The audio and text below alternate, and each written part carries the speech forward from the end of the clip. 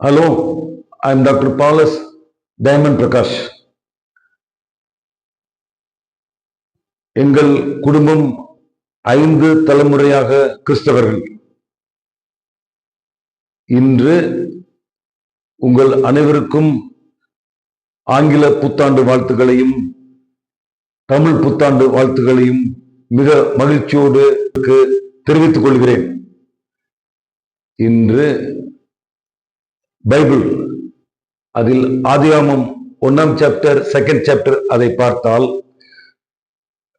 கடவுள் 6ஆம் நாள் மண்ணிலிருந்து தனது சாயலாக ஒரு மனித உடம்பை தயார் செய்து அந்த மனித உடம்பில் அந்த மூச்சுக்குழாயில் தனது காத்தை என்று ஊதி உயிர் கொடுத்து அவர் ஆணையும் பெண்ணையும் படைத்தார்.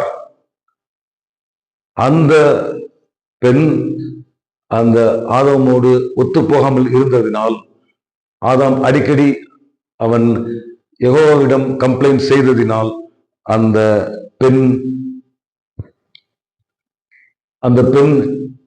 வானத்திற்கு தேவதையாக எடுத்துக்கொள்ளப்பட்டாள். அந்த பெண் தான் லிலித். அந்த லிலித் என்ற பெண் தான் பின்னால் ஐசாயா ப்ராஃபட் அதில் சில ஆண்களுக்கு அதிகாலையில் யூரின் வரும் அந்த சமயம் அதிகாலையில் பீனிஸ் எரெக்ஷன் வந்து ஒரு காமதேவதை தன்னை அழைப்பது போல் இருக்கும். அதுதான் லிலித் என்று சொல்லப்படுகிறது. பின்னால் ஆதாம் தனியாக இருந்தான். எல்லா மிருகங்களுக்கும் அவன்தான் பெயர் கொடுத்தான் என்று வேதம் சொல்லுகிறது. அந்த ஆதாம் தனியாக இருக்கிறான் என்று நினைத்து யெகோவா மிகவும் வருத்தப்பட்டு அவனை தூங்க வைத்து அவனது எலும்பை உடைத்து விலா எலும்பை உடைத்து அந்த விலா எலும்பிலிருந்து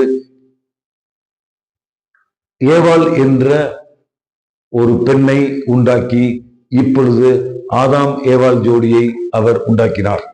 அந்த ஆதாம் ஏவாள் ஜோடிக்கு என்ன புத்திமதி யெகோவா சொன்னார் என்றால், நான் அந்த ஏதேன் தோட்டத்தில் ட்ரீ ஆஃப் லைஃப் சாகா வரம் பெற்ற மரம், நன்மை தீமை மரம், அதில் இந்த நன்மை தீமை மரம் அந்த மரம் அதில் உள்ள கனிகள் போன்ற செயல்களை நீங்கள் செய்யக்கூடாது, மற்றவைகள் எல்லாம் நீங்கள் செய்யலாம் என்று சொன்னார்.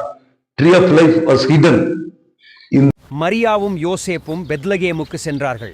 ஏனெனில் சீஷர் ஆகஸ்டஸ் மக்கள் தொகை கணக்கெடுப்பு நடத்த உத்தரவிட்டார். அப்போது மரியா கர்ப்பமாக இருந்தார். அவர்கள் பெத்லகேமுக்கு வந்தபோது தங்குவதற்கு இடமெங்கும் கிடைக்கவில்லை. அதனால் அவர்கள் ஒரு மாட்டுத் தொழுவத்தில் தங்கினர். அங்கேயே இயேசு பிறந்தார்.